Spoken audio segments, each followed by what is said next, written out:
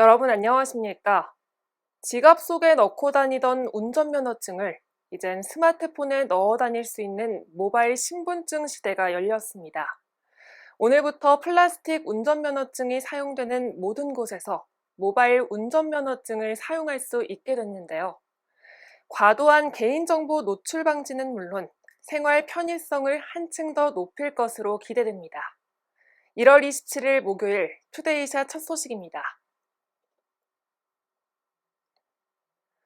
백군기 용인시장이 오늘 긴급 기자회견을 열고 경기 용인 플랫폼시티 개발 사업에 대해 일부 시민단체와 정치권이 제2의 대장동이라고 주장하는 것과 관련해 정치적 이용이라며 거짓 정보에 대해 강력히 대처하겠다고 밝혔습니다.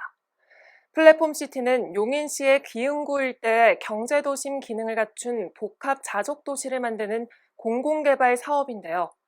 시민단체 등은 개발 이익금을 모두 경기도로 환수되도록 설계돼 용인에 재투자되지 않는다고 주장하고 있습니다. 이에 대해 백군기 시장은 개발 이익을 용인시에 환원한다는 GH의 서면 제안서가 있다고 강조하고 사업의 본질을 훼손하는 플랫폼시티 개발 사업 폄훼를 멈추라고 요구했습니다.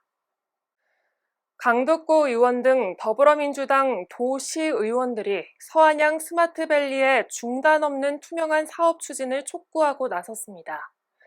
이들은 오늘 오전 안양시청에서 기자회견을 열고 안양 시민들의 자족성과 정두성을 확보하기 위해 서안양 스마트밸리 사업은 반드시 추진돼야 한다고 주장했는데요.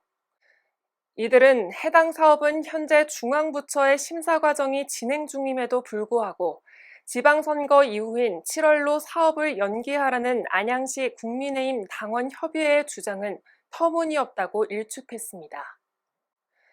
인천시가 2025년 수도권 매립지 종료를 위한 자원순환 정책 대전환의 일환으로 하수 찌꺼기 7,700톤 줄이기에 나섭니다. 인천시와 인천환경공단은 오늘 이 같은 내용의 계획을 발표하며 약 10억 700만 원의 예산도 절감할 예정이라고 밝혔는데요. 올해 안에 모든 하수 처리장에 협작물 탈수기 설치를 완료해 함수율을 저감하고 현장 수분 측정기를 상시 활용하는 등 운영 효율을 최대로 높일 예정입니다.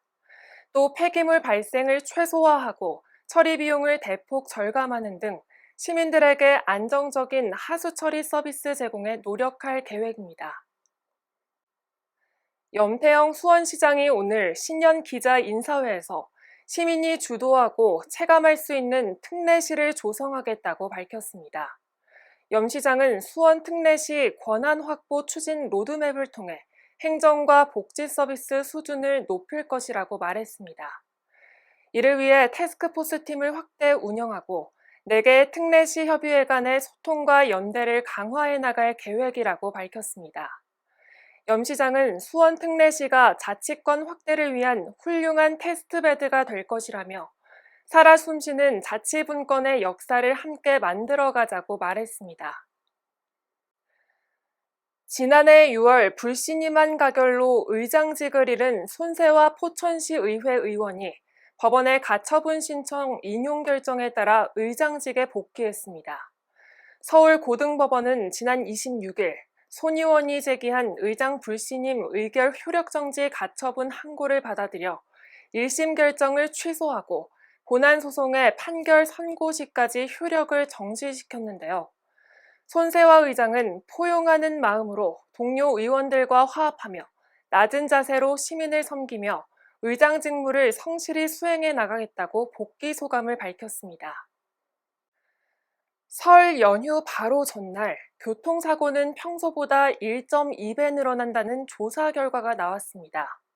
또 명절 음식 준비 등으로 조리기구 사용이 늘면서 평소보다 주택 화재도 많이 발생하는데요. 이번 연휴 동안 부주의로 인한 안전사고가 발생하지 않도록 각별히 신경 쓰면서 평안한 명절 보내시길 바랍니다. 뉴스를 마칩니다. 시청해주신 여러분 고맙습니다.